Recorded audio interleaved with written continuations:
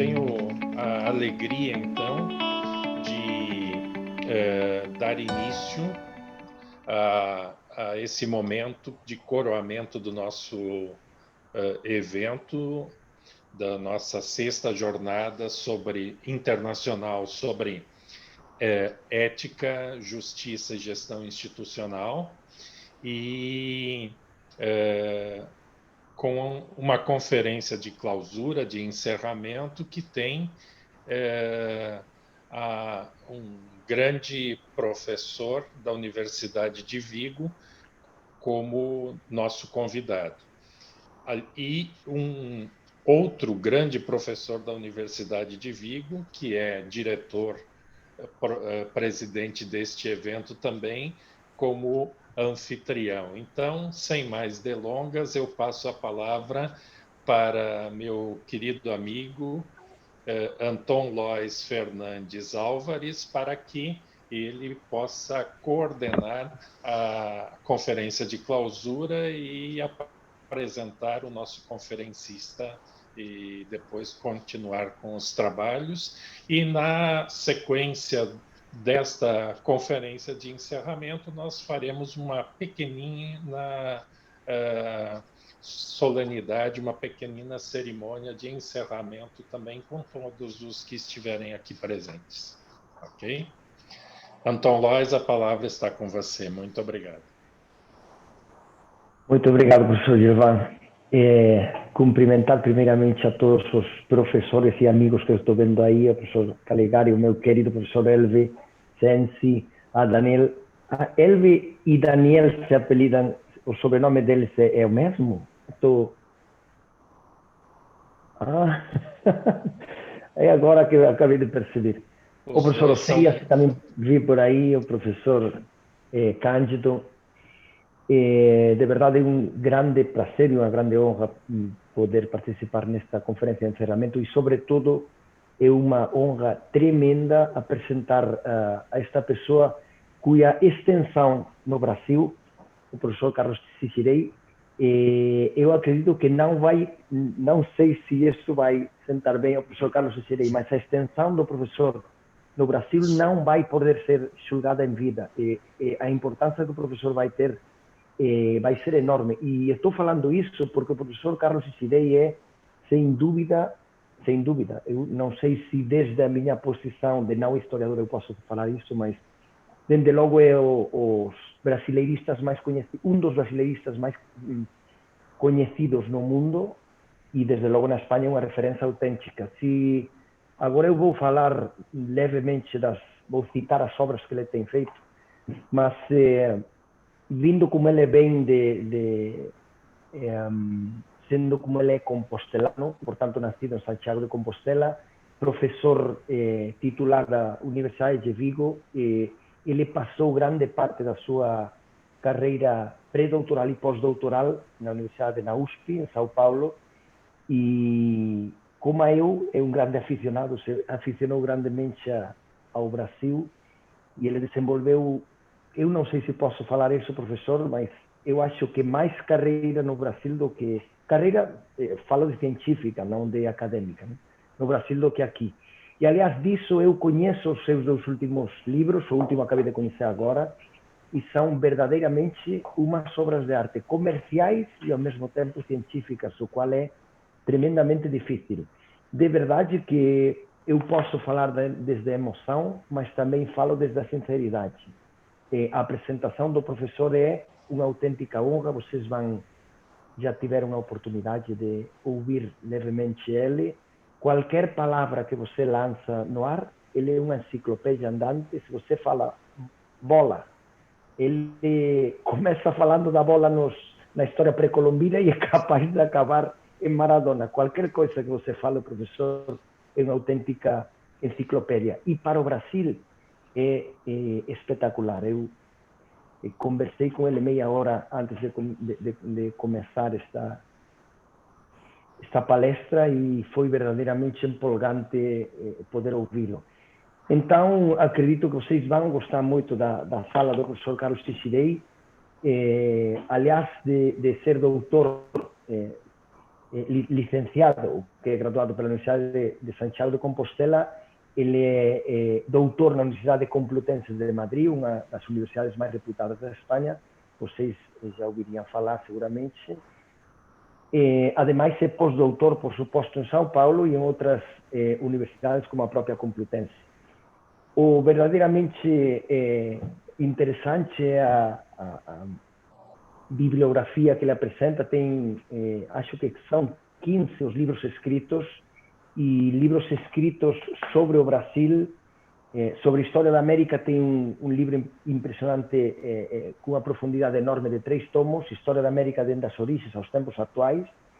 Mas tem também, já em 1988, um livro sobre o Brasil de Vargas, um livro sobre o Brasil de Lula em 2006 e, sobretudo, estas 2 últimas obras, Plaza do Mundo, uma história informal de Brasil, livro escrito em espanhol, editado o ano passado, 2019, que é uma autêntica obra de arte, de verdade, até o ponto que eu tentei fazer as gestões para que ele fosse publicado no Brasil. Não é simples achar os mecanismos, mas o livro do qual o professor Gilvan já falava antes também é uma maravilha. E agora ele acabou de me entregar um livro que tem 20 dias, Navegar é Preciso, uma breve história do mundo atlântico no século das grandes navegações, um livro que acabou de sair do forno agora mesmo, não é, professor? Ainda está quente o forno, e que eu já tive a oportunidade de ler as suas 5 primeiras páginas, né? Em definitiva, sem mais delongas, e para deixar vocês com o prazer de ouvir o professor Carlos Cicirei, passo a palavra para ele e ficamos atentos à sua fala, e poderão, na sequência, quando o professor acabar, fazer as questões que vocês estimem oportunas, perguntar a ele diretamente. Bem, imagino que através do chat, ou se vocês perguntam através do chat, eu lerei para ele e ele responderá. Tá bom? Professor, quando você quiser começar, a palavra fica com você. Muito obrigado, Antônio. Muito obrigado, porque é demais a apresentação, viu? Podia ser um pouco mais reduzida, talvez mais realista. Então, em apresentações deste tipo, que são levadas mais pela amizade, pelo carinho, que por uma análise fria do trabalho científico que possa ter, sempre digo: vocês acreditem na metade da metade. E o demais forma parte da lenda dourada, que cada um vai construindo ao longo da sua vida, com maior ou menor intensidade, com maior ou menor sorte. Muito obrigado, Antônio. Muito obrigado a todos vocês. Para mim é uma honra enorme participar neste evento, neste ato de clausura, entre nós, como dizia um político galego, que não saia desta província, neste caso que não saia deste estado. Vocês sabem que no meio acadêmico a gente, por ser convidado a um ato deste tipo, quase mata. Então, eu, sem matar ninguém, fui convidado. Isso para mim é uma honra enorme, enorme. Eu não sabia muito bem se falar a metade em espanhol, a metade em português, só por uma razão. Porque não sabia também muito bem os participantes, de onde procedia. Não sabia se iam estar na Espanha, eram espanhóis, se iam estar no Brasil, brasileiros. Havia uma mistura dos dois, se havia só de uma parte e da outra não. Então, eu vou ir falando em português, nesta espécie de portunhol que eu falo, mais que português. Talvez em algum momento eu salte ao espanhol brevemente, mas digamos que a linha geral, a ser possível, vai ser em português. Eu queria fazer, estive pensando que falar numa palestra deste tipo. Então eu fiz a minha composição, digamos, dramático-teatral, tanto de contidos como de espaços. Então imagino, estou numa sala de uma universidade, num paraninfo, tenho 500 pessoas lá escutando, e que eu falo para eles, como espanhol, que eu falo para eles do Brasil. Acontece que a situação não é exatamente a mesma. Parece o governo espanhol falando com os diversos ministros por teleconferência. Então, nós estamos falando de diversos lugares, perguntando, vendo-nos. Para mim é uma primeira experiência, não sei se última, mas uma primeira experiência fantástica. O dirigir-me a gente neste contexto, que estou vendo as caras, o que estou falando com eles, mas que não tenho a proximidade física que se pode falar num espaço limitado, fechado, determinado dentro de um contexto universitário ou de qualquer outra natureza. Eu pensava que eu vou falar. Então, Antônio falou para mim, olha, eu inicialmente falei para ele, não aceito por uma razão. Eu estou num desses terríveis momentos da vida humana que representam a mudança de casa. É dizer, que eu comprei uma casa, tinha um apartamento em Vigo, agora vou fazer a mudança para casa e tenho esperando por mim 580 queixões para colocar, dos quais a imensa maioria são livros, porque eu, em vez de comprar uma casa para uma biblioteca, tenho uma biblioteca para uma casa. E então tenho que adaptar tudo isso e estou enlouquecido. E, logicamente, eu tenho os livros nas minhas caixas. Então, o que é que eu consulto? O que é que eu faço? O que é que eu penso? Então, Antônio, não posso.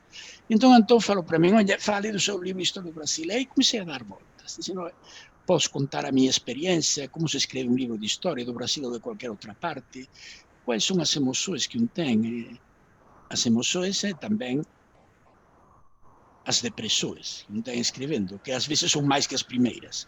Então, vou falar disso. Logo pensei, não, é muito pessoal. Vou fazer uma reflexão sobre os tempos atuais. Isso é extremadamente perigoso, como podem imaginar, porque esse é um campo de debate para qualquer pessoa, mas ainda nestes tempos em que qualquer pessoa opina, mesmo sobre aquilo do que não tem nem a mais remota ideia, mas opina igual, e ademais opina dogmaticamente, do ponto de vista da verdade absoluta. Então, falar nesse contexto, nessa situação, resulta muito complicado. Imaginem, ademais, no meio acadêmico. Não todo mundo quer te dizer. Mais ainda que existe como matéria, pelo menos na Espanha, não sei se no Brasil, a história atual, em realidade, a história atual é quase pura ciência política.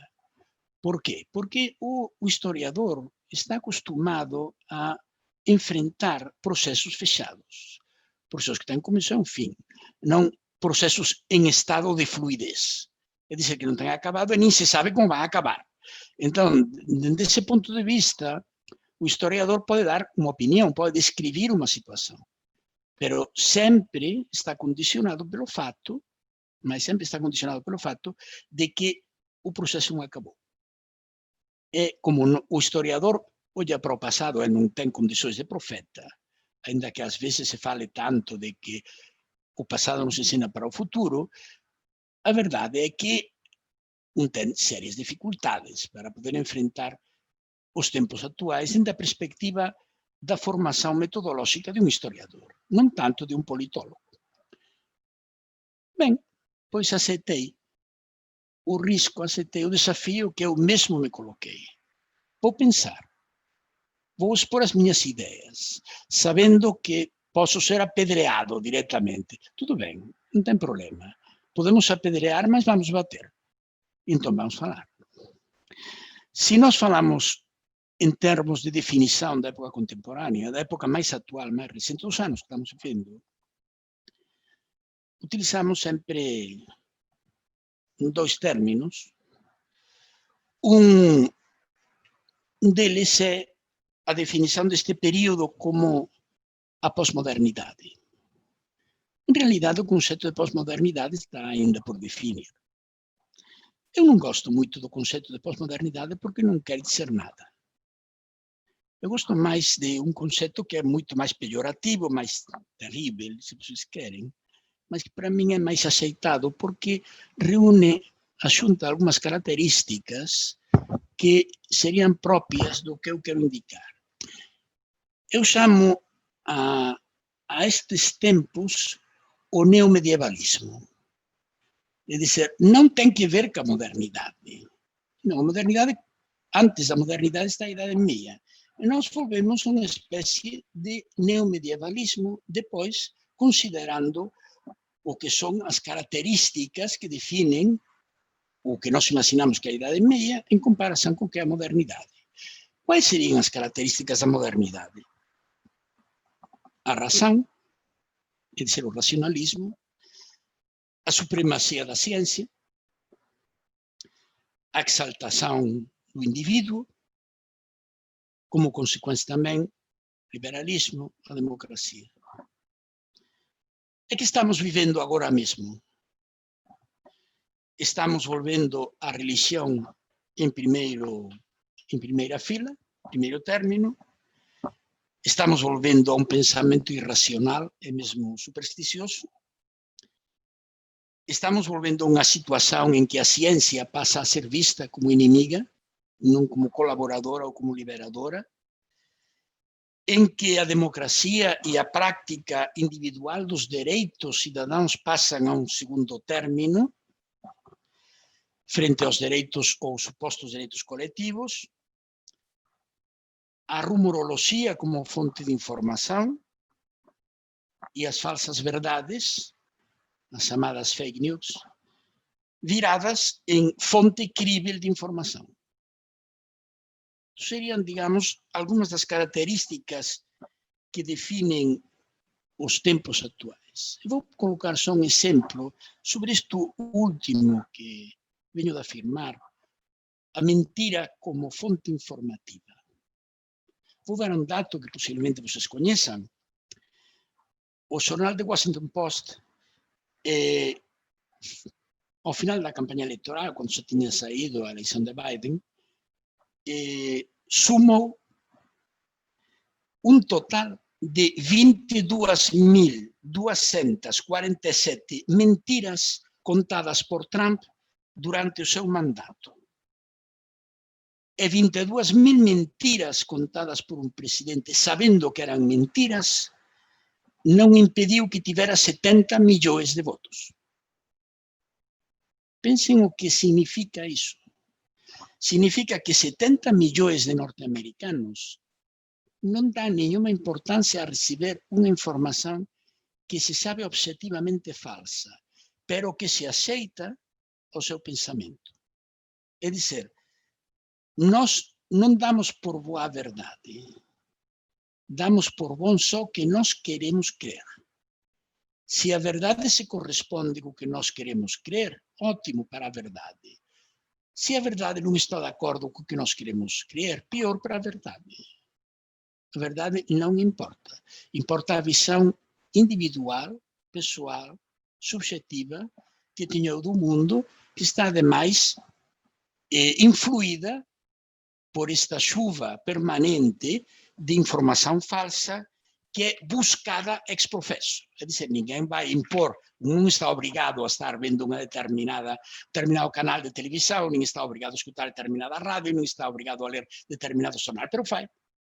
O faz porque isso se corresponde exatamente à visão do mundo que tem, que é sempre uma visão reduzida, é dizer, a visão do mundo é a prolongação da visão do bairro. Então, o que acontece no bairro é levado à escala global, isso é o mundo. O mundo não funciona assim, obviamente, mas um acredita que funciona assim o mundo. Então, faça a América mais grande, como lema de Trump. Mais grande respeito ao quê? Respeito aos demais, respeito a si mesma, respeito ao quê? Mas essa frase que não tem mais sentido é que qualquer político norte-americano pode assinar amanhã, desde a extrema-direita à extrema-esquerda. Acaba correspondendo à imagem de um grupo de indivíduos, que é um grupo muito numeroso, que interpreta essa América mais grande como a América na que ele pensa.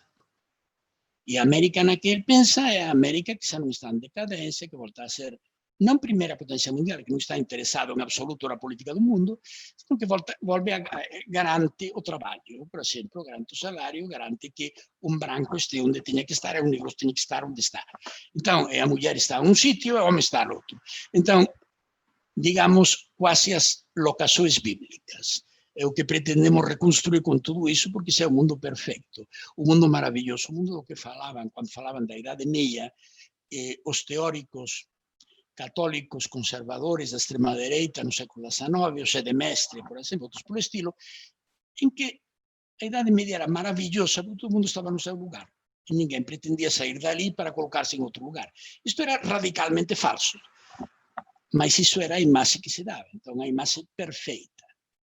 É um mundo feito à imagem da corte celestial. Cada um no seu lugar, tudo inamovível, e cá é maravilhoso. isso entra em crise. Então, temos que começar a pensar outras coisas. Como eu não vou pensar uma alternativa, porque isso custa tempo, é trabalho. Pensar é sempre um trabalho, não é uma atividade prazenteira, pelo geral. Pois, então,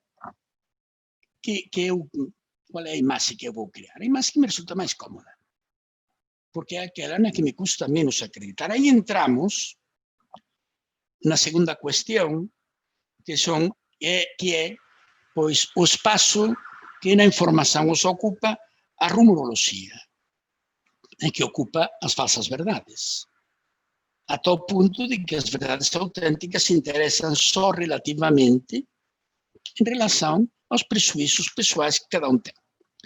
Tudo isto está levando a uma situação inédita até agora, não conhecida. É uma situação que também da que nós falamos em termos de implantação massiva de populismos. A questão é que se uma pergunta que se entende por populismo, temos as mesmas dificuldades que para entender outras coisas. Quer dizer, o conceito de populismo é uma ideia que já tratadistas dos anos 60 do século passado definiam como de uma grande fluidez. É dizer, como diríamos em espanhol, que o mesmo serve para um roto que para um descosido. Serve para qualquer coisa.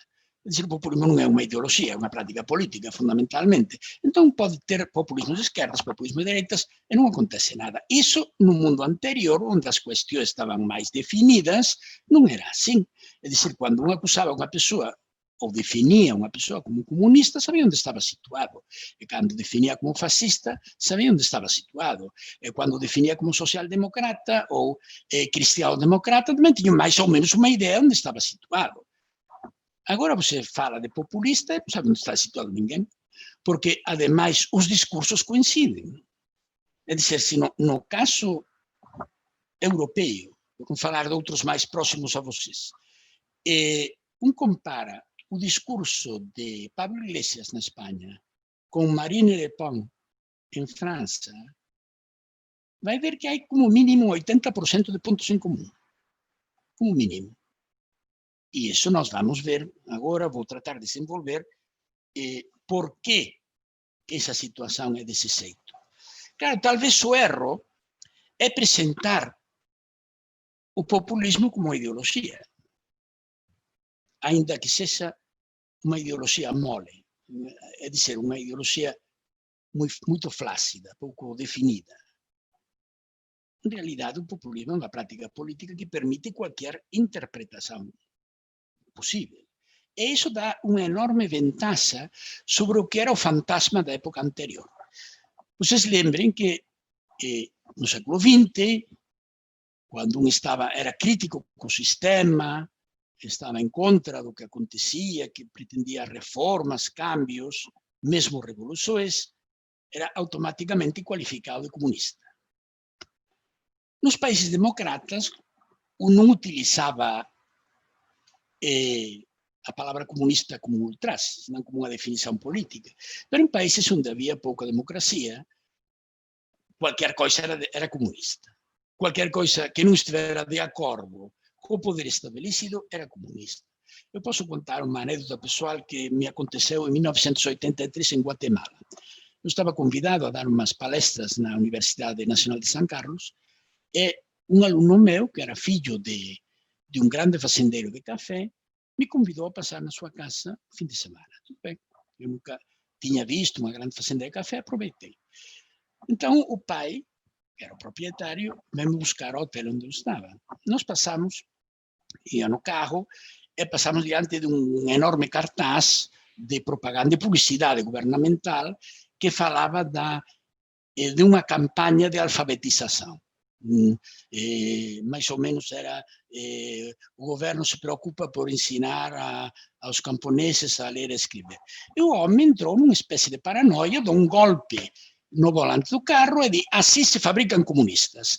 Então a conclusão dele era que aprender a ler e escrever era uma fábrica de comunistas. Alguma razão tinha, mas não necessariamente todo mundo que sabia ler e escrever tinha que ser comunista. Ben, essa era a visão que se tinha do comunista. Hoje estamos numa situação parecida com o populismo. O populismo é uma espécie de pedra de lançamento para desprestigiar ao contrário político. Você é populista. Olha, tudo bem, eu sou um populista. É isso que quer dizer. Que eu sou realmente, que eu faço, sendo populista. E aí é onde ainda começam as dificuldades de interpretação. Porque realmente definir o conceito de populismo, a realidade populista, é muito complicado. Nós na Europa, em América também acontece, estamos vivendo o final de uma experiência deste tipo, a de Trump. Existem outras ainda em ativo. E na Europa temos, claro, o que significa, temos claro até certo ponto, o que significa populismo. Porque no populismo, ao final, vão no mesmo saco persoagens que aparentemente são muito diferenciados em termos ideológicos. Por exemplo, no mesmo saco pode ir Marine Le Pen, que representa a extrema-direita, pode ir Pablo Iglesias, na Espanha, que representa a esquerda, pode ir Philippe Mélenchon, na França, que é da esquerda, pode ir Vladimir Putin, da Rússia, que é da direita, pode ir Viktor Orbán, de Hungria, que é da direita, e se ampliamos o campo a outros continentes, pode ir López Obrador, do México, que un imagina que é da esquerda, pode ir Nicolás Maduro, de Venezuela, que tamén un imagina que é da esquerda. Entón, isto é un saco cheo de materiais aparentemente moito diferentes, pero ao final non tan diferentes. Que é o que faz parecido no discurso a todos estes persoais? En primeiro lugar, o concepto de povo. No sistema tradicional democrático, povo é fundamentalmente o corpo cívico que constitui a nação. É dizer, povo é o conjunto de cidadãos e de cidadãs. São cada um deles responsáveis diante da lei e cada um deles também que expressam o seu pensamento livremente. No discurso populista, não existe o povo como corpo cívico, sino o povo como corpo social. E aí já existe uma diferença. Porque no corpo cívico, não entra em diferenciar se um cidadão rico, cidadão pobre, se é branco, se é preto, se é homem, se é mulher, é cidadão, acabou. No corpo social, a divisão é entre os que formam parte desse grupo social e os que não formam. Podem formar parte da nação, podem integrar-se no Estado, mas não formam parte do povo. Na visão populista, no discurso populista, existe o conceito de povo e também existe o conceito de antipovo. É todos eles convivendo no mesmo território.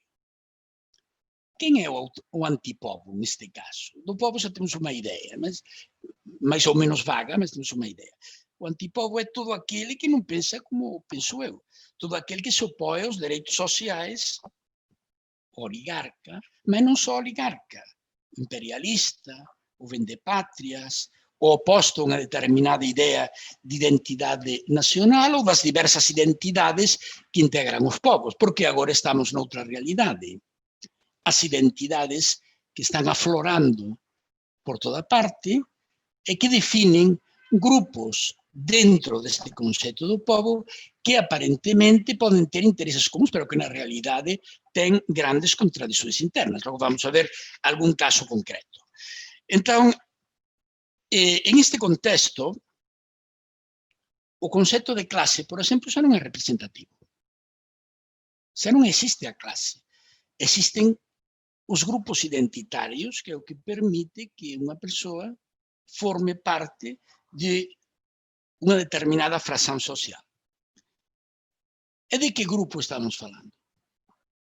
Estamos falando de grupos onde o que identifica, o que marca, o que define son as relações de xénero, as identidades culturais, as identidades lingüísticas, as identidades étnicas, as identidades religiosas, as identidades sexuais, etc.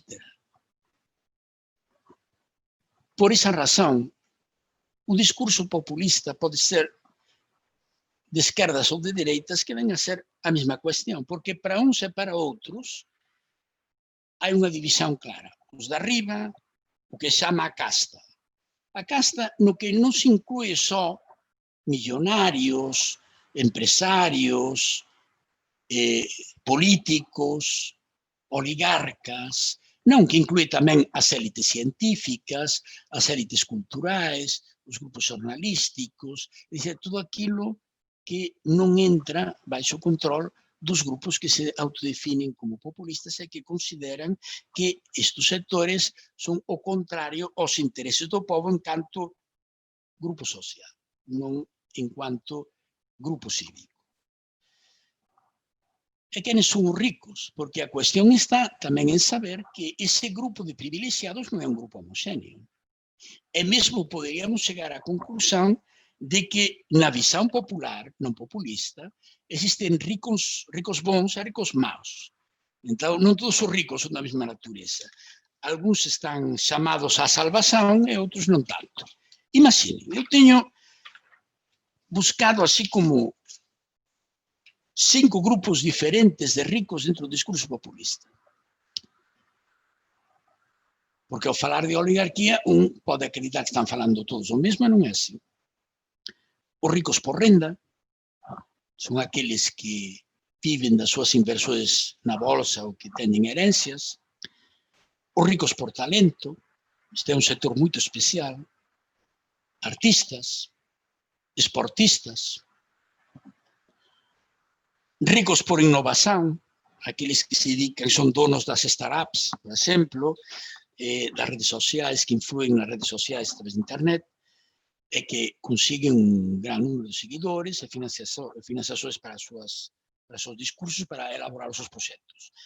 Ricos por comissão, seriam aqueles que gestionam fundos de inversão, por exemplo. Ricos por benefício, são aqueles que são proprietários de empresas tradicionais. Poderíamos falar de um número bastante variado. Eu tenho só sinalado estes 5, não dou tempo de buscar mais, mas possivelmente encontro outros 5 mais. Mas imaginem, todos estes ricos são iguais. Como na mensagem evangélica, todos vão ter as mesmas dificuldades para entrar no reino dos céus. Pois imaginem-se, um esportista. Um esportista, em muitos casos, no Brasil em concreto, na Espanha talvez um pouco menos, mas também. Especialmente se é um futebolista. Procede normalmente de áreas marginais, social, demográfica e culturalmente. Muitos deles são negros. Inicialmente são pobres e favelados. Depois, pelo seu talento, pela sua sorte, pelas suas habilidades, vão conseguindo êxitos e riqueza. Riqueza que talvez não tenha uma valoração estritamente empresarial dela.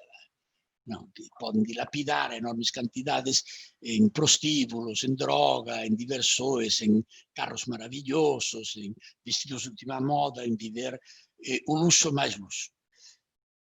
E também todos temos o nosso coraçãozinho, a tentação de não pagar impostos.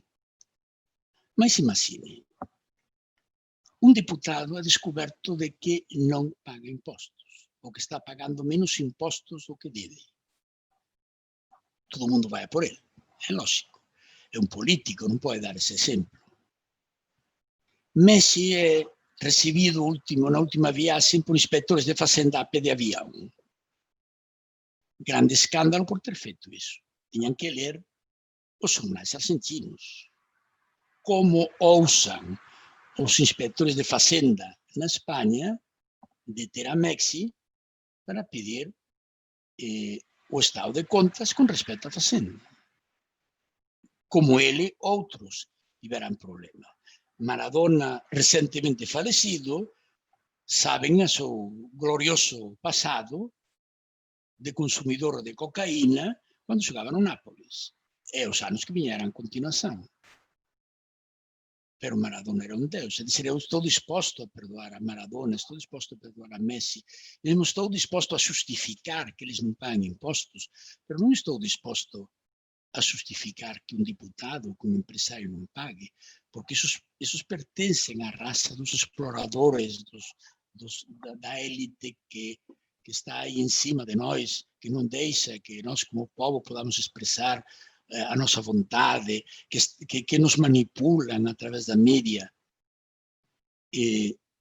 Pode fazer uma comparação e depois vocês tiram as conclusões.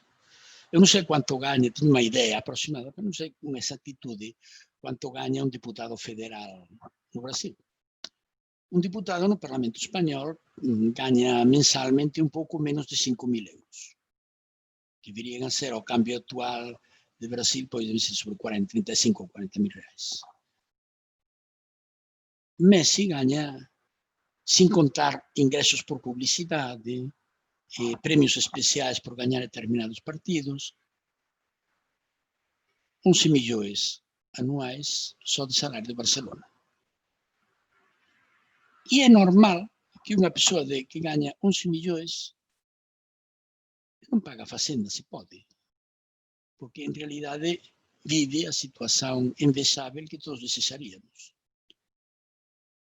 Não é de recibo que um empresário deixe de pagar os seus impostos, é um ladrão. E, obviamente, é. Mas existe um sistema diferente de evaluar os direitos e as obrigações de uns e de outros. Por isso falo que os ricos também não são todos iguais. Não é o mesmo ser, não sei se diria abutre, por buitre em português, não é o mesmo ser um abutre que dirige um fundo de inversão, que nem se sabe onde está, nem quem forma parte dele, que um destes milionários simpáticos que atuam na televisão, que jogam em um campo de futebol, que nos enche de ilusões durante a semana inteira, nos seus programas, nas suas atividades, nas suas atuações. Esses ricos têm bula. E nós podemos falar deles como parte do povo. Talvez até podemos falar, se os identificamos por outras características. Neste contexto de identidades particulares, que é o que parte o sistema social, nos encontramos com situações realmente alarmantes de quebra na sociedade, pero que a sua vez provoca problemas internos entre os próprios grupos. Um exemplo, por exemplo, está no feminismo contemporâneo. O feminismo como movimento de reivindicação dos direitos da mulher. Até aí tudo bem. Mas o que acontece? Que no feminismo existem tendências, o feminismo radical, o feminismo mais moderado. Mas tem aparecido outro elemento que cria distorções evidentes, pelo menos na Espanha, está provocando distorções e debates muito intensos no seio do movimento feminista. E qual é isto? A aparição dos movimentos LGBTX. E, em concreto, a aparição das transexuais. O que é um transexual? É homem disfarçado de mulher?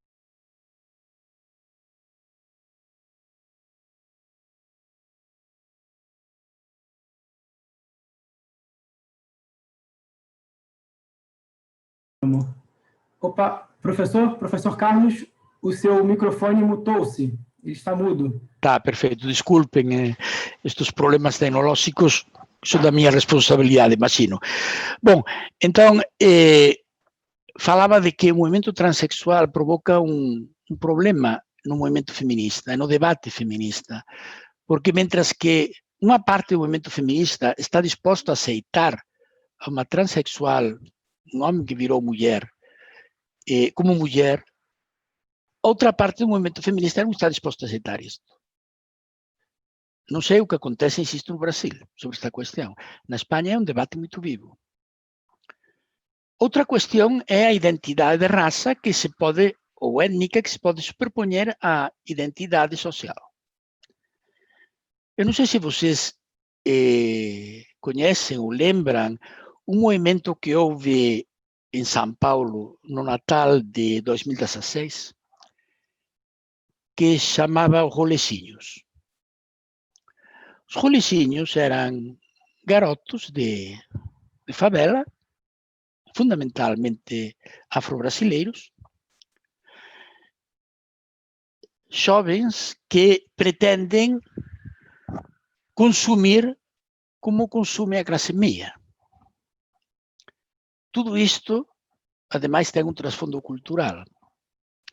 Um movimento musical que exalta o consumo, que exalta a riqueza, para grande espanto dos académicos de esquerda, os povos, os setores marginados da sociedade, em vez de pedir a revolução, de fazer canções contestatárias de protesta, fan canções exaltando o consumo.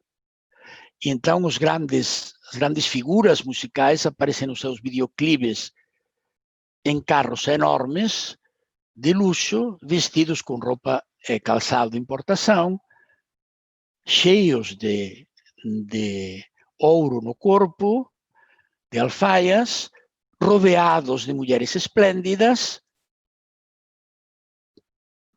Está bem o sonido? O som está bem? Estão escutando? Tá.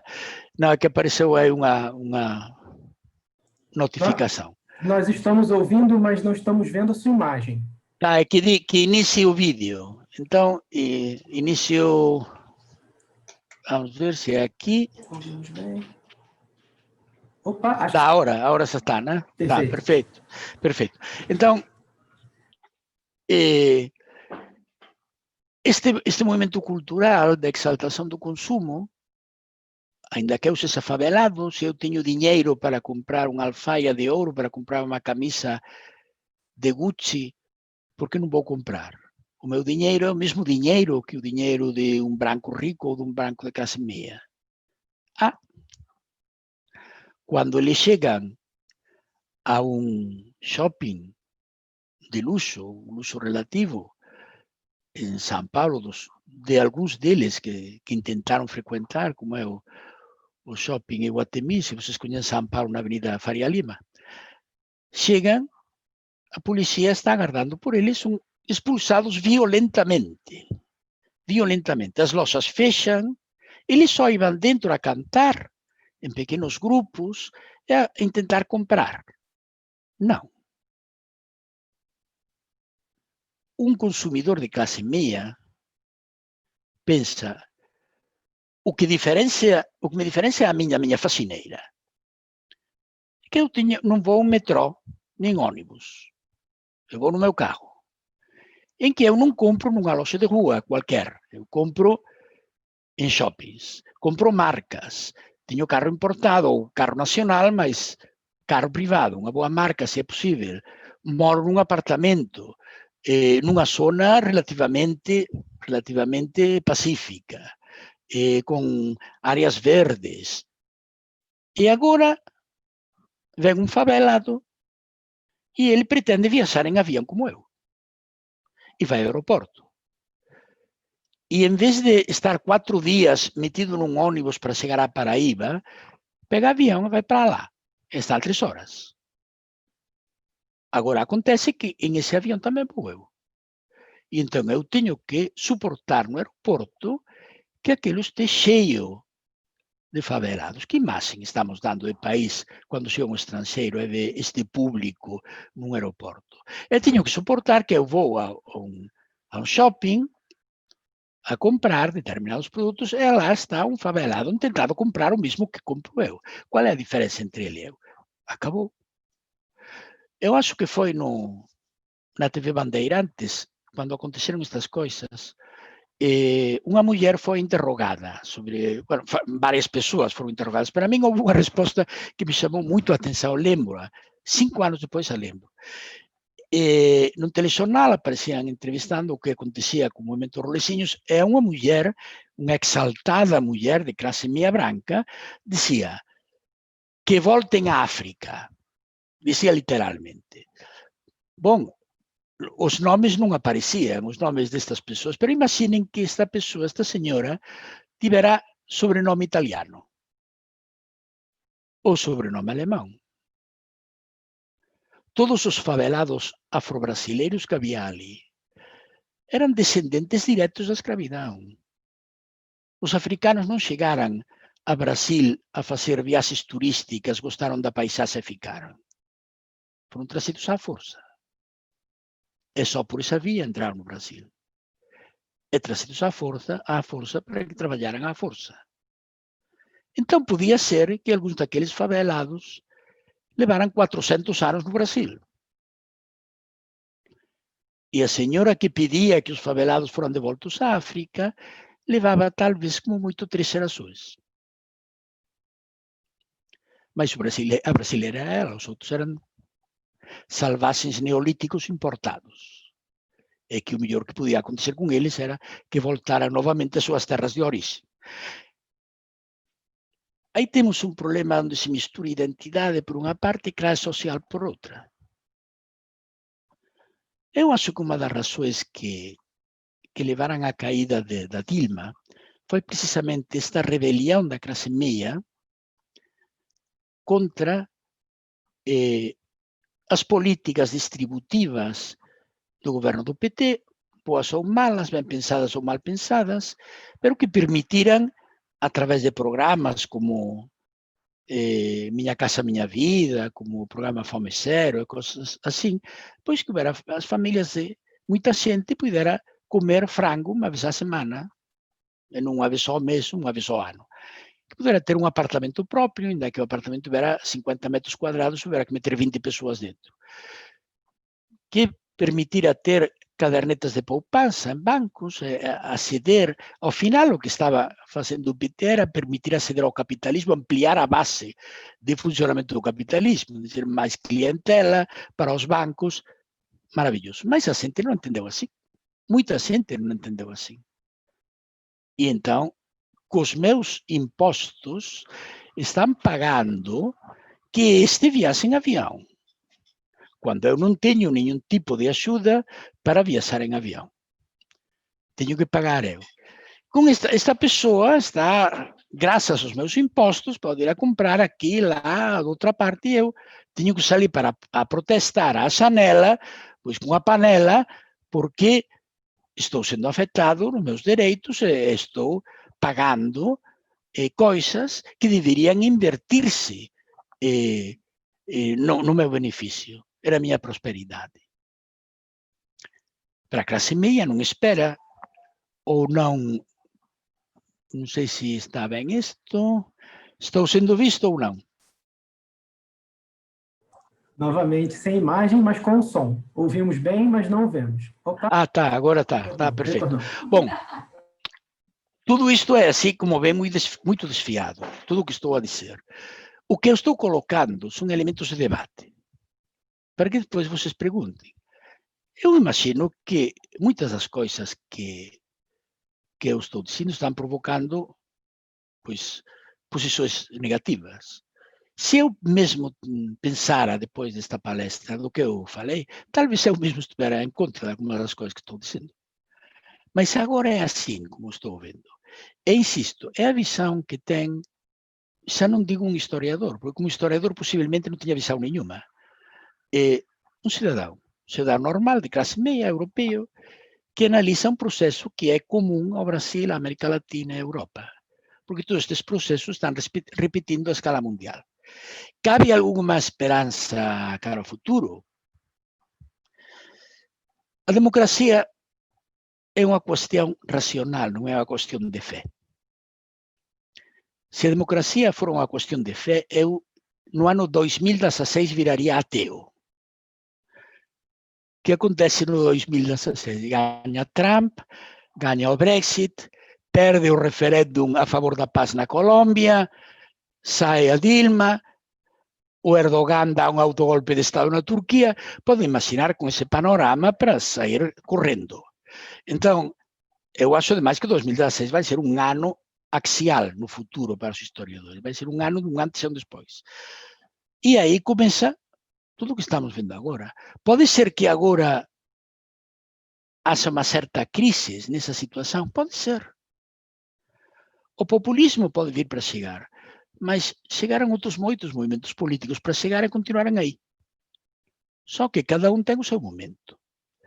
Depois do Brexit, na Europa, os movimentos populistas estão repensando algumas coisas. Por exemplo, e com isto vou acabar, uma parte do discurso era a volta às moedas nacionais e a defesa de uma economia quase autárquica.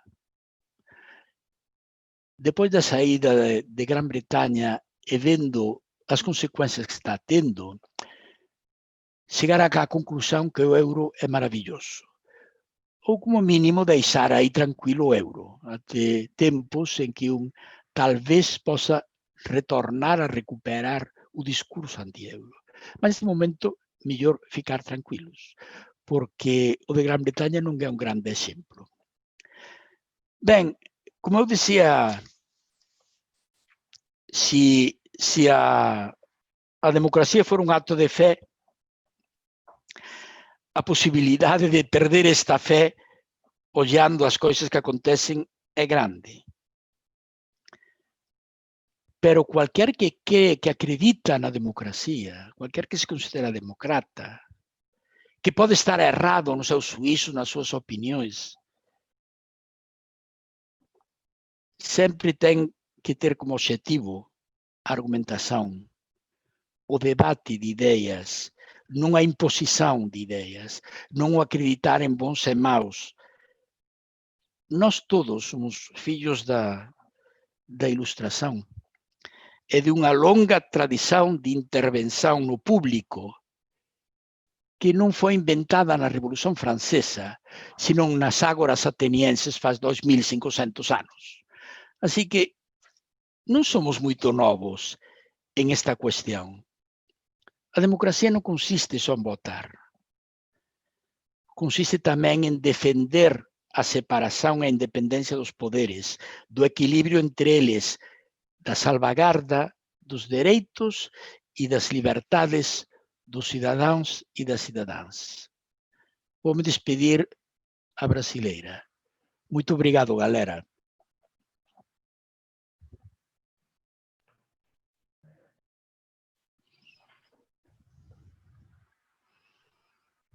Valeu. Valeu.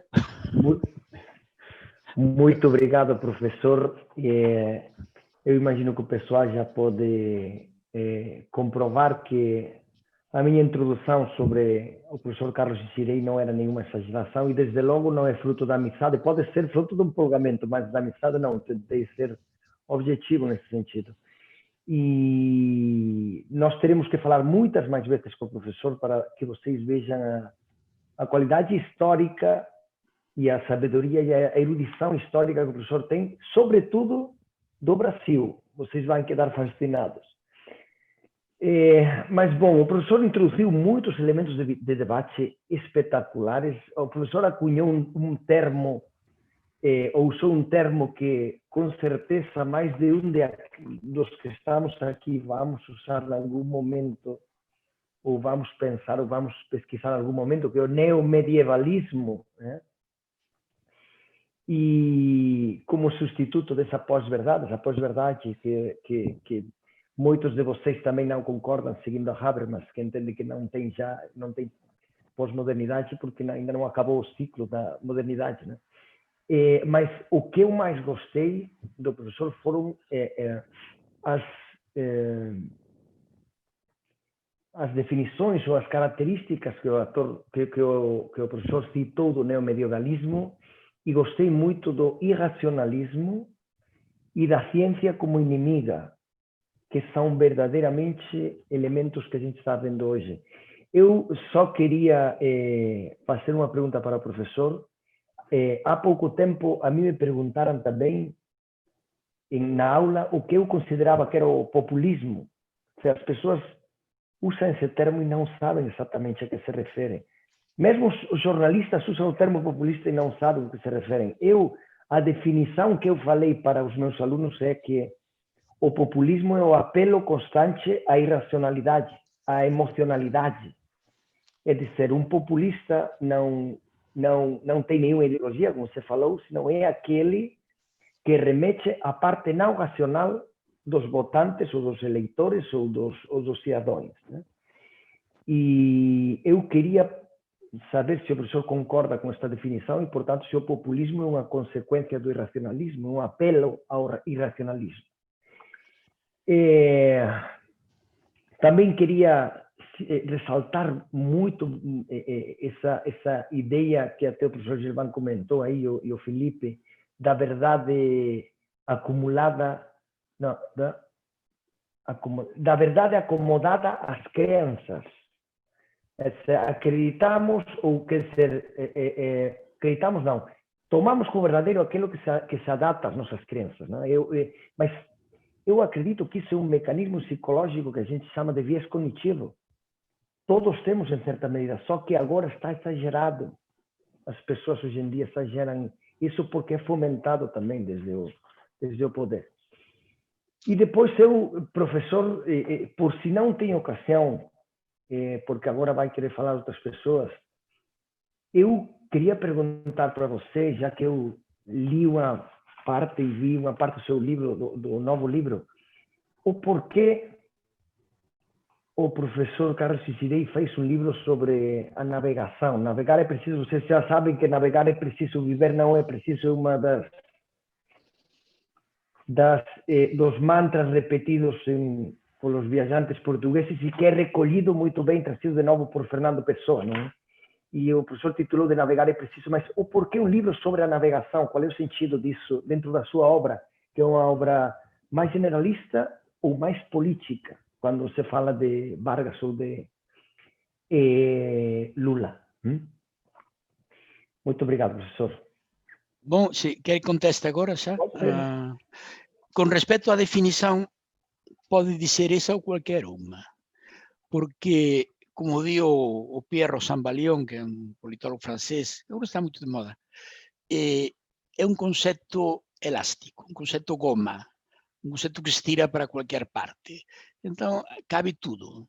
É dizer que no concepto de populismo é un concepto tan indefinido, é tan amplo, que cualquier coisa que você diga vai estar aí dentro, finalmente, ou pode estar.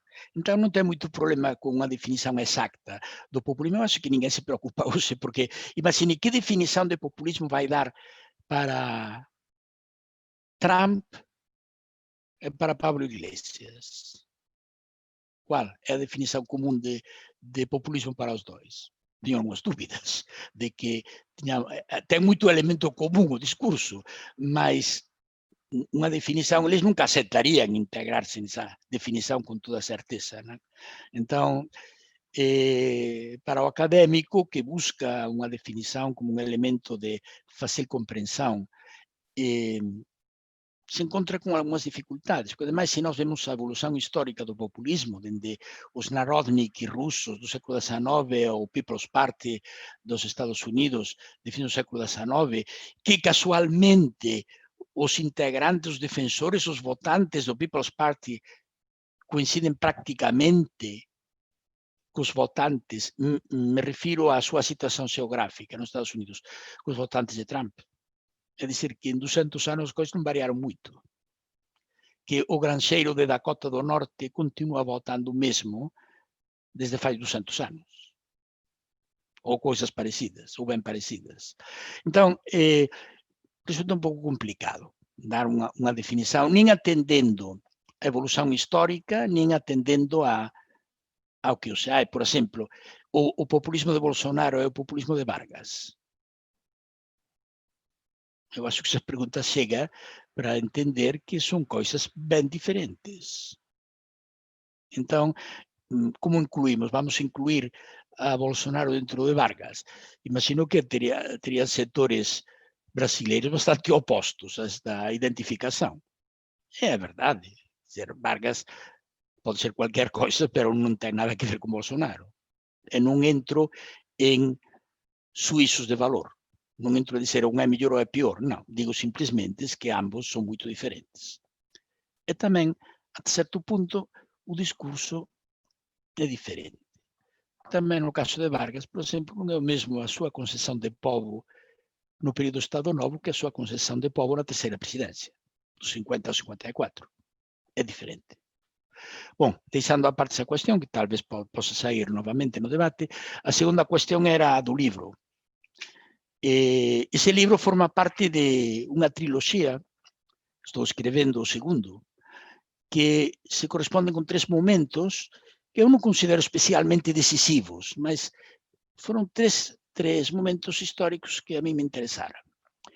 O segundo libro que eu estou escrevendo ten un nome así moito macabro, Mors Triunfans, a morte triunfante, se refire ao século XVII, e pretendo facer unha interpretación dos diversos acontecimentos do século XVII sobre a base do clima, dos cambios climáticos, como afecta a agricultura, as colleitas, e como isto afecta finalmente as crises políticas.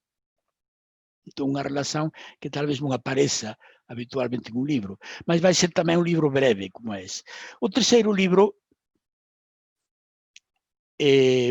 vai ser moito pessoal, van ser os meus anos felices. Os meus anos felices son a década dos 50 e 60, é a miña infancia, a miña adolescencia, a miña primeira xuventude, mas son 20 anos no que acontece de tudo.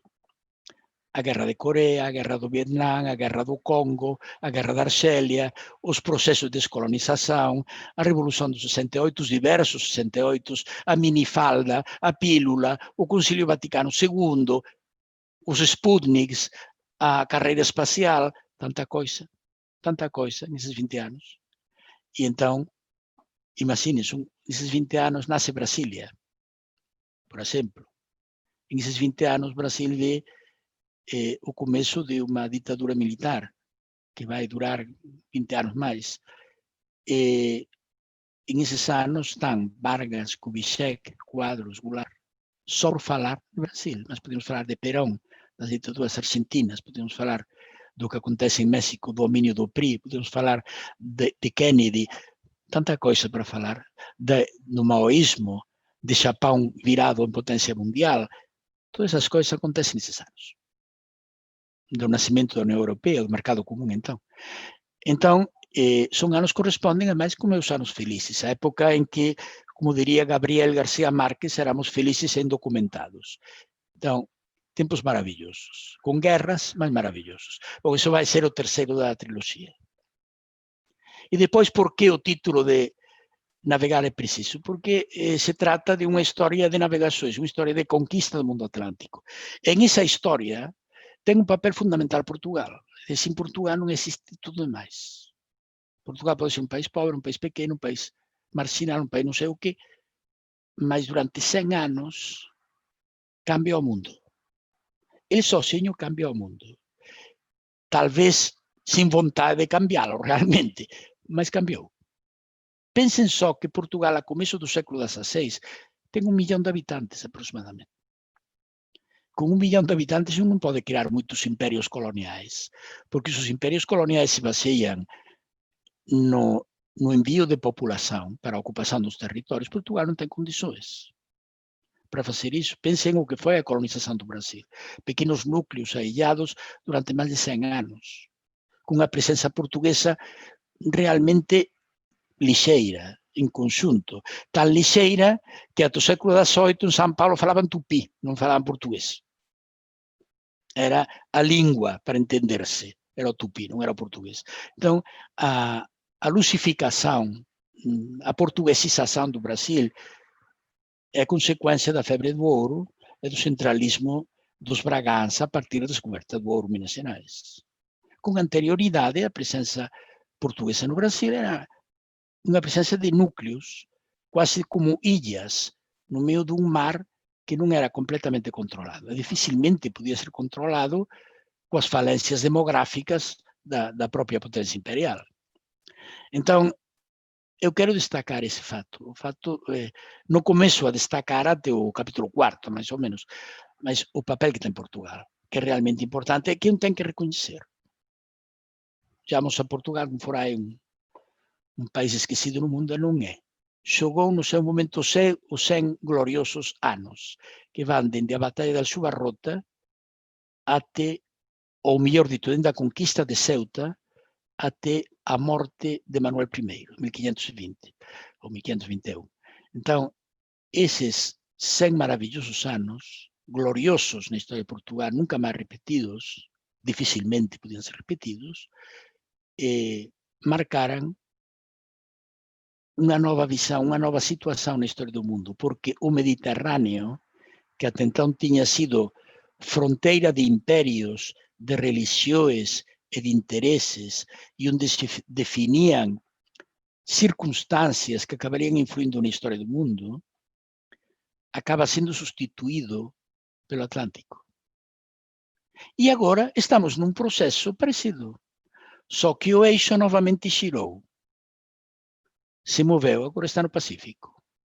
Quanto vai durar aí? Não sei, mas como os movimentos vão sempre de leste a oeste na história da humanidade, estamos inaugurando uma nova fase. Quando o Atlântico vai aparecer novamente como eixo fundamental na história do mundo? Não sei. Talvez em algum momento. Porque as situações não são eternas para ninguém, nem mesmo para os chineses.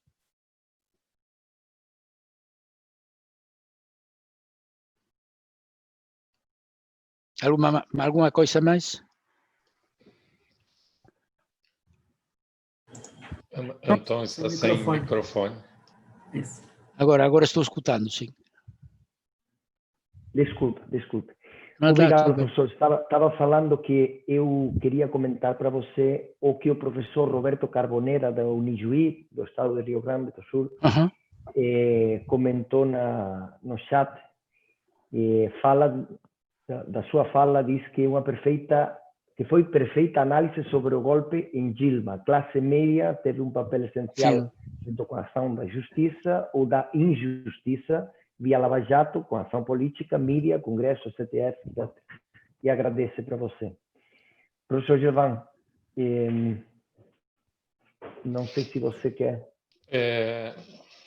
Muito obrigado, Carlos, por essa aula magna que nos proporciona esses momentos de encanto, mas, se me permite, vou explorar mais um pouco dessa sua sabedoria com algumas coisas que me intrigam nessa discussão e nessa história do Brasil. Eu sou nascido em 1965, portanto, menos de um ano, ou em torno de um ano do golpe militar dado no Brasil, numa cidadezinha do interior do Brasil, que à época tinha 5 mil habitantes e hoje virou uma metrópole, tem quase 25 mil, passados esses anos. Mas por que eu estou fazendo menção a isso? Meu avô paterno, de descendência germânica, morreu em 1974, portanto, eu convivi 9 anos com ele, e lá pelos meus 7 anos de idade, lembro dele numa cidade ainda menor, que tinha 3 mil habitantes, 2 mil e poucos habitantes. Ele era dono de uma barbearia e, atendendo seus clientes, eu estava ali brincando e eu ouvi uma discussão dele com um cliente. Havia eleições para a prefeitura e, na época, o regime militar estabeleceu 2 partidos, o ligado ao governo, a Aliança Renovadora Nacional, a Arena, e a frente antigoverno, que era o MDB. É o MDB. E eu lembro que, ao que parece, o candidato nessa cidadezinha a prefeito, a alcalde, era da Arena, era uma pessoa incompetente e corrupta. E o candidato do MDB era era professor da cidade, uma pessoa respeitada, e este cliente era favorável ao MDB.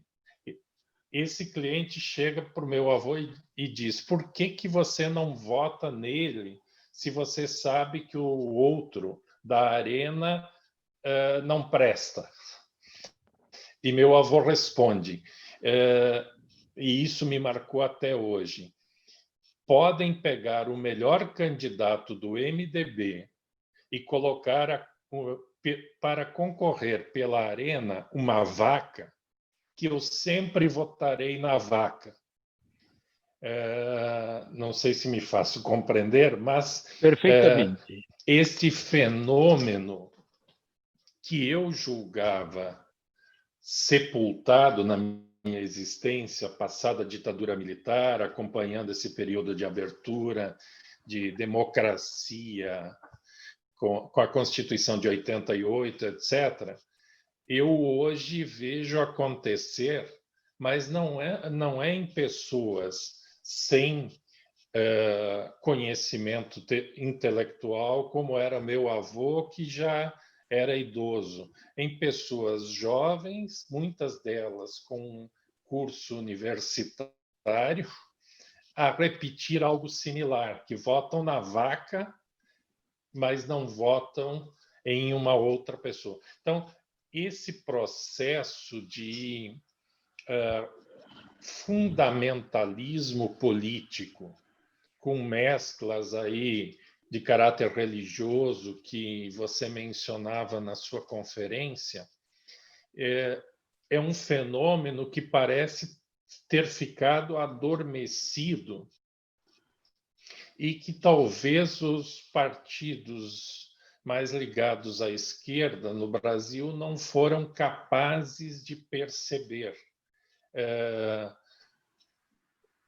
tentando garantir um certo status de cidadania ou ampliar um status de cidadania reduzido ao consumo, mas não à participação efetiva na construção das instituições, partidos, sindicatos, associações, né? Houve um certo esvaziamento desse processo de participação, ainda que com ganhos de acesso a consumo.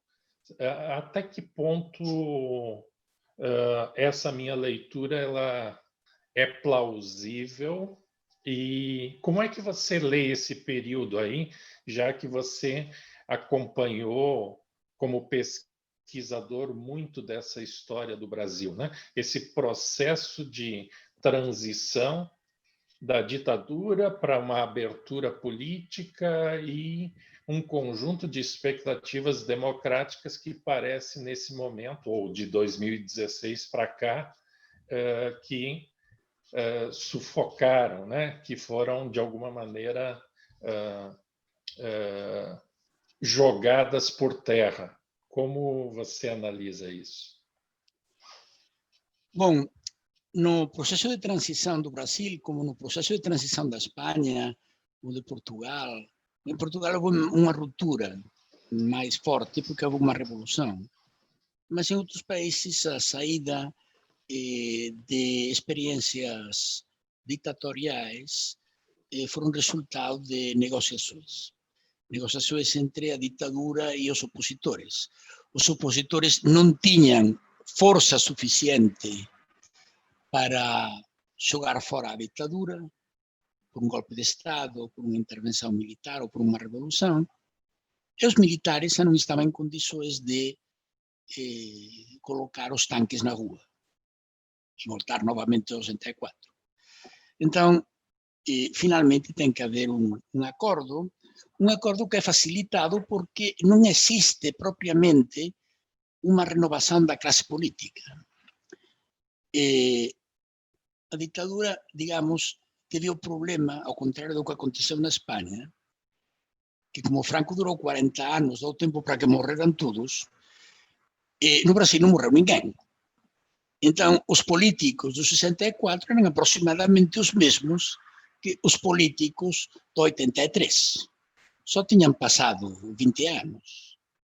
Então, muitos dos nomes que aparecem como figuras preeminentes no processo de transição política vinham de uma experiência política com anterioridade ao golpe de Estado. Que anos tinha Tancredo Neves?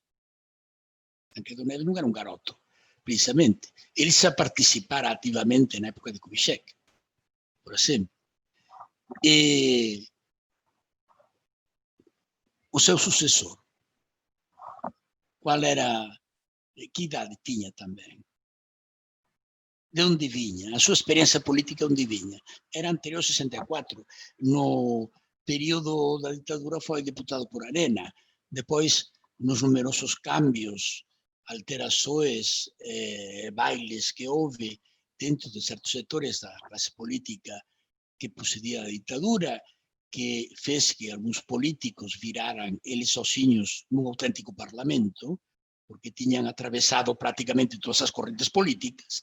Pois, então, essa pessoa é o que chega à presidência da República. Quem são as pessoas importantes na política da segunda metade dos séculos 80, dos anos 80 no Brasil? Gente que tinha essa experiência política com anterioridade à ditadura. Isso que aconteceu no Brasil, aconteceu na Argentina, aconteceu no Uruguai, aconteceu no Chile. Não havia uma renovação. Então, foi fácil chegar a algum tipo de acordo. E não é o mesmo sair à rua a gritar direta já. Não é o mesmo que Chico Buarque cante, pois muitas das canções que vocês conhecem, apesar de você, por exemplo, não é o mesmo isso que chegar a um acordo político. Porque, como dizia certo tratadista francês, quando estamos todos na rua protestando, não estamos todos. Não estamos todos porque estamos os que estamos, os demais não estão. Então, interpretar porque 1 milhão de pessoas saem à rua em São Paulo, Avenida Paulista, a clamar pela liberdade e pela democracia, isso que significa? Que está lá todo o Brasil.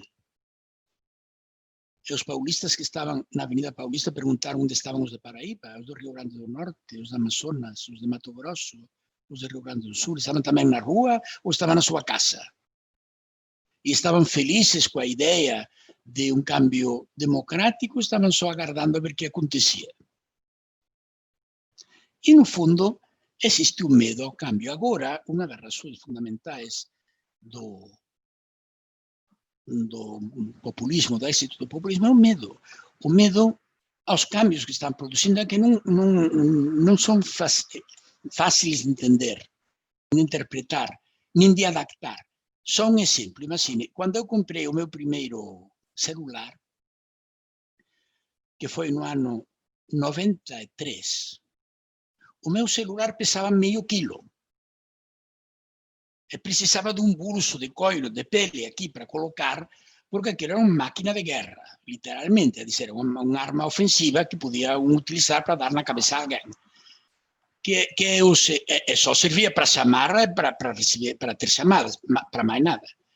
Agora temos um computador de bolso, por preços mais baratos, e que pesa 100 gramas, 150 gramas. Isso aconteceu em 20 anos. A minha geração não está preparada para esses cambios. Tem medo.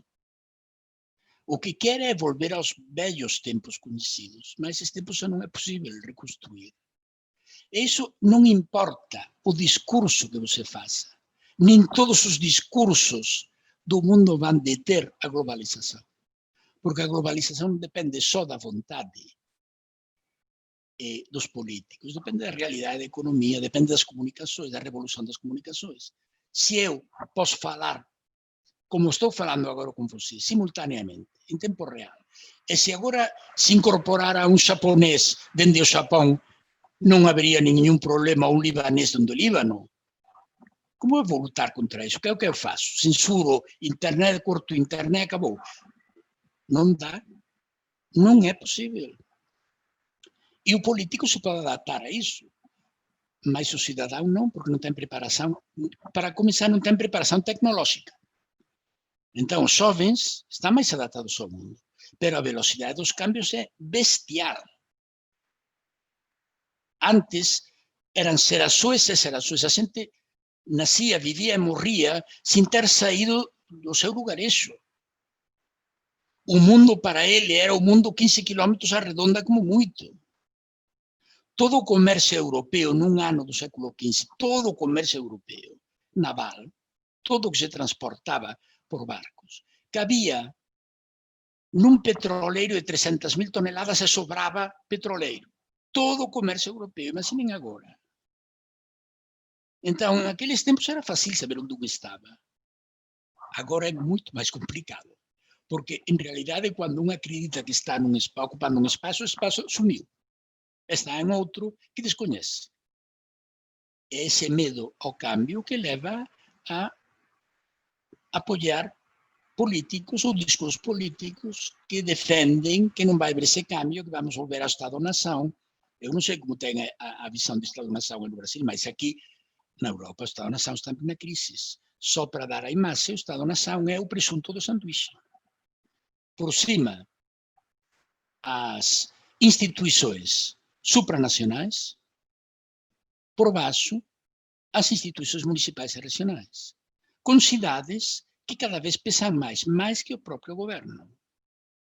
O que se chama as Hansas de cidades. Ou seja, a cidade, como núcleo de poder, é mais importante que o Estado. Eu vou colocar um exemplo brasileiro para que vocês entendam. O eixo Rio-São Paulo representa, de promedio, o 70% do poder mediático, financeiro, académico e econômico, sanitário, científico, sindical, empresarial do Brasil. 70%. E não falo do Estado de São Paulo, nem falo do Estado do Rio. Falo de Rio de Janeiro e falo de São Paulo cidade. Pode añadir o ABC de São Paulo, pode añadir talvez Campinas, pode añadir Niterói, por outra parte, acabou. Esse é realmente o núcleo de poder. É Brasília, frente a esse 70%, é dizer, pode chegar um momento em que ser prefeito de São Paulo, o prefeito do Rio, seja mais importante que ser presidente da República. E na Europa, eu poderia contar a mesma história. O eixo Paris-Bruxelas. O eixo do Val do Reno, em Alemanha, que une as duas fronteiras, França e Alemanha, com cidades como Frankfurt, como Estrasburgo, como Dortmund, como Hannover, como Colônia, com todo o poder industrial e financeiro que isso tem.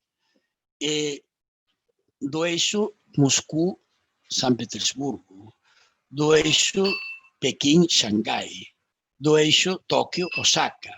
Esses são realmente os lugares onde está o poder. Onde está o poder aí? Qual é a importância que tem um jornal de Dakota do Norte para criar opinião nos Estados Unidos em comparação com o New York Times, ou com o Washington Post, ou com o San Francisco Chronicle? Nenhum. Simplesmente nenhum.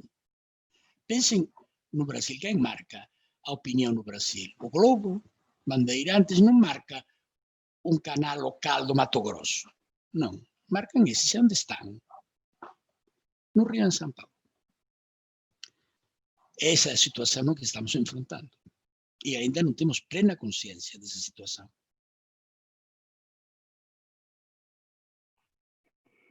Professor, professor Sigirei, fala o professor Elve Sensi da UEL, Universidade Estadual de Londrina, que o Brasil tem dois fenômenos não resolvidos na história brasileira, a escravidão e o regime militar.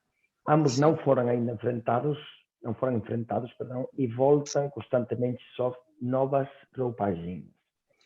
Se me permite, tem meia dúzia mais. Meia dúzia mais de fenômenos que não foram resolvidos. Só por dizer um exemplo. São conscientes de que até Lula chegar ao poder, ao governo, todos os presidentes da República, todos os imperadores prévios eram braganças implícitos ou explícitos. De onde vinham? Qual era a sua procedência social? Isso está sem resolver ainda no Brasil.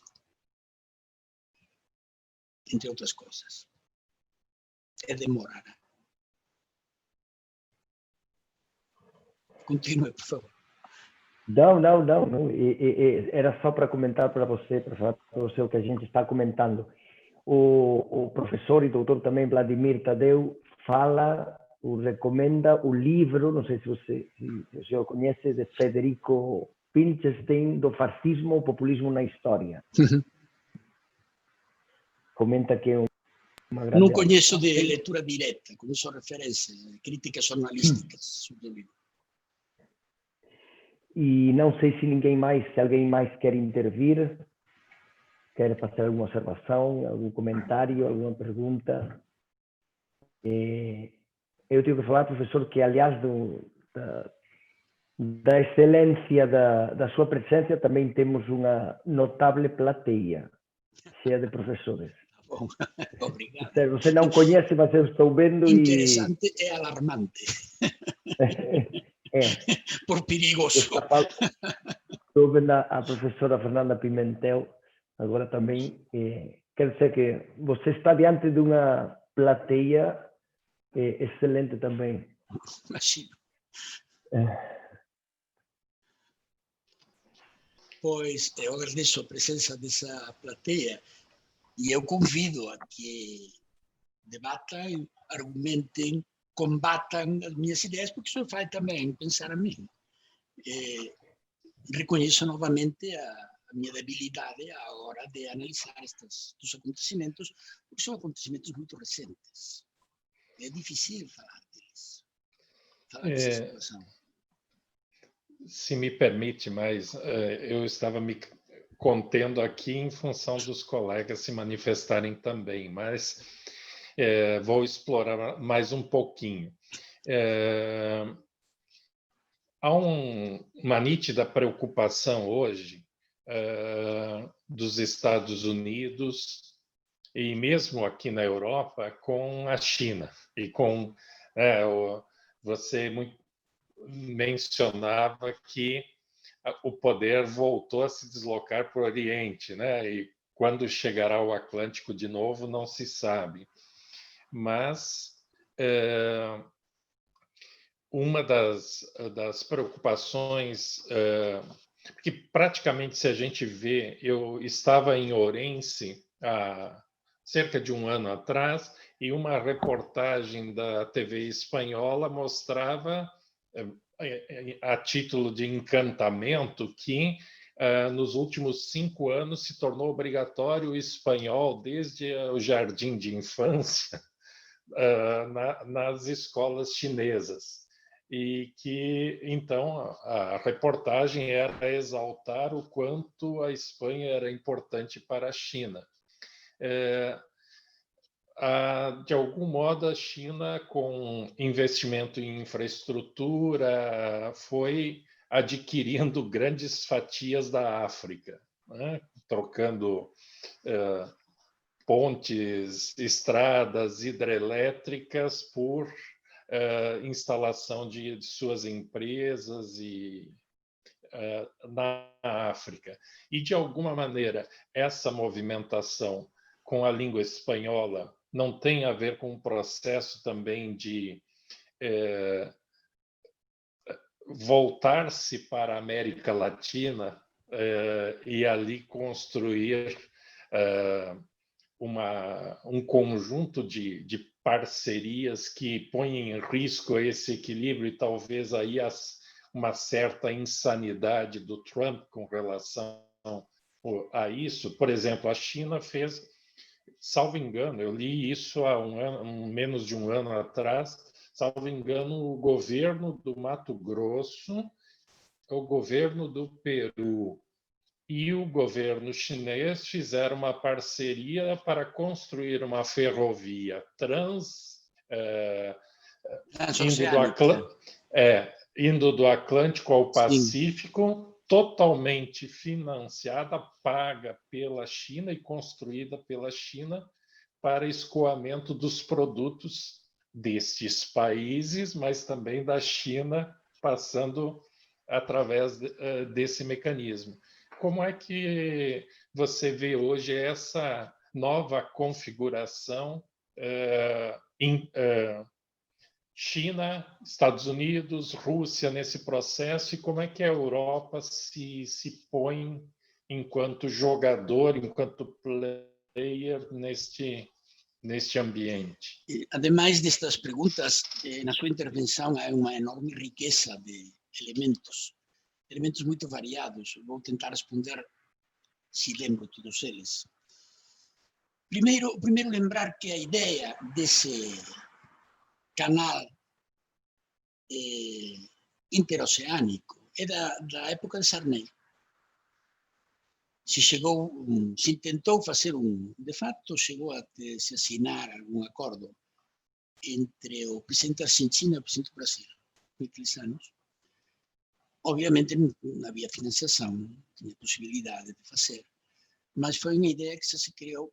Possivelmente a ideia é anterior, mas eu tenho a certeza, o conhecimento, ademais, de que na época de Sarney houve, com Alfonsín, houve um intento de criar esse canal de comunicação. Respeito ao tema de Espanha, do espanhol, a Espanha forma parte de um conjunto. A língua não é propriedade de Espanha, é propriedade de todos os que a falam, igual que o português. Só que existem algumas diferenças entre o que é a presença cultural espanhola no mundo hispano e o que é a presença cultural portuguesa.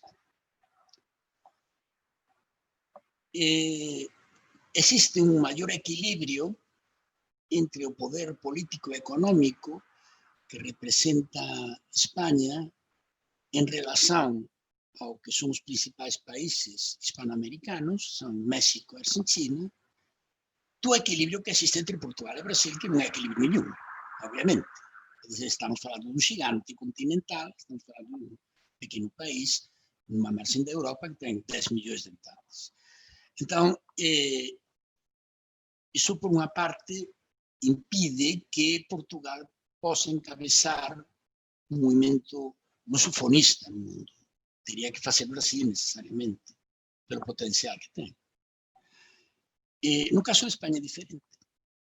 Vocês sabem que se existe uma reforma ortográfica simplesmente do português, tem que ser decidida por acordo com os países lusófonos. Em Portugal, como não existe uma academia da língua, tem que decidir o governo português se você vai utilizar uma vírgula ou não vai utilizar.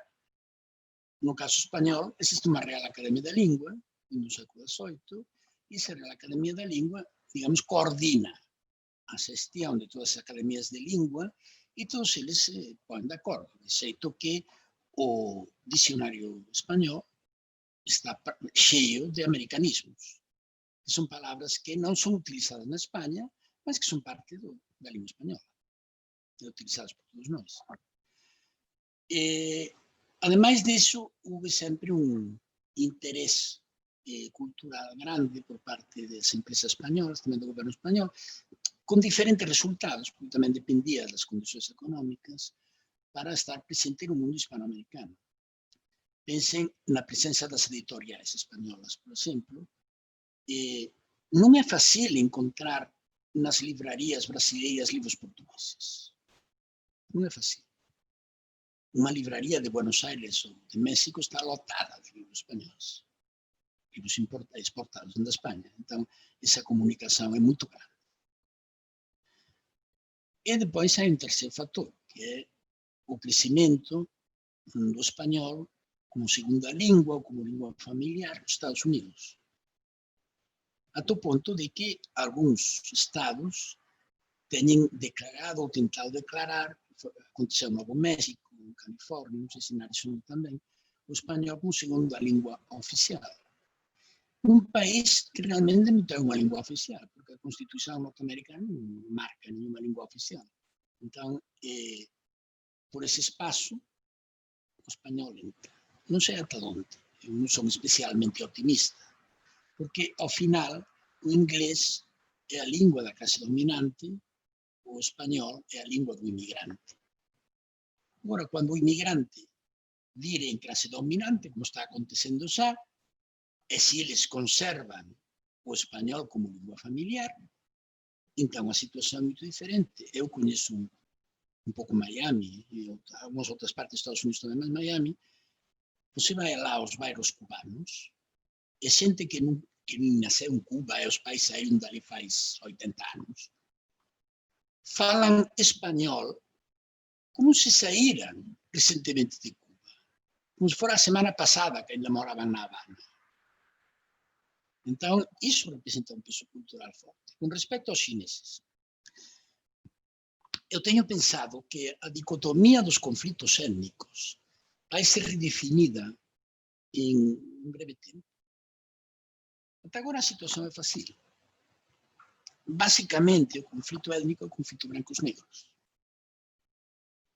Em razão da escravidão, em razão do colonialismo.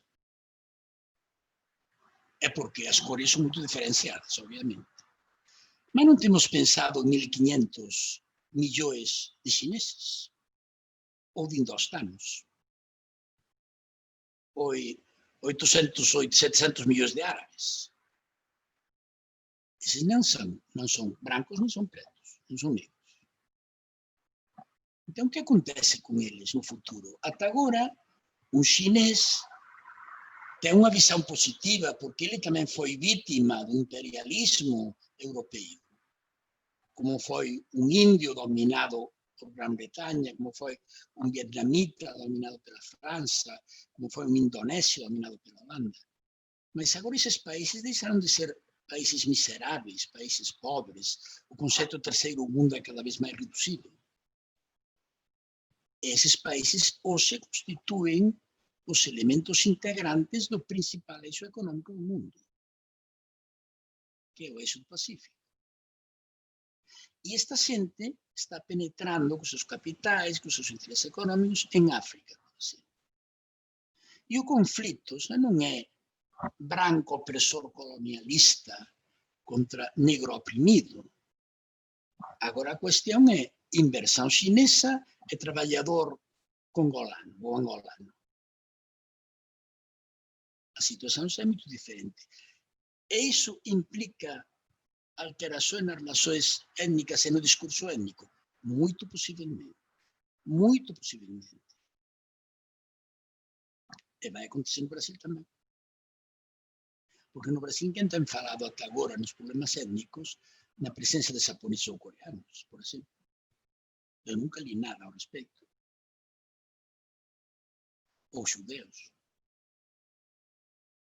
E se pratica uma discriminação racial brutal, disfarçada. Vocês pensaram alguma vez porque a linha amarela do metrô de São Paulo não chega ao campus da USP? Vocês pensaram porque essa linha não tem uma estação no bairro de Higienópolis? Você conhece São Paulo? Se conhecem São Paulo, se não conhecem, não sabem o que estou falando. Mas se conhecem, pensem. Que resposta dar a isso?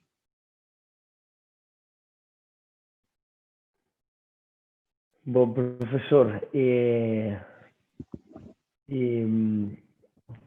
aqui vão ser na Galícia 11 horas da noite. Vou pedir para a plateia, se quiser fazer mais alguma intervenção rapidinha. Eu até tenho outro problema. Eu tentei oferecer alguma bebida para o professor, até fui até o lugar onde ele está. A gente está no meu escritório, mas só achei cachaça. E o problema não é dar cachaça para ele, que não achei nenhum copo limpo. Então... O seu celular está sonando, eu acho. Não é o meu, é o seu, que o meu está aqui. Tá bom. Quando acabe de sonar, música de fundo. Bom, então, para ir concluindo, se alguém mais quer fazer alguma intervenção, vocês já viram que estaríamos conversando aqui toda a noite com ele, mas sem álcool é difícil suportar o cansaço, porque aqui já é tarde. Alguém quer fazer alguma intervenção mais?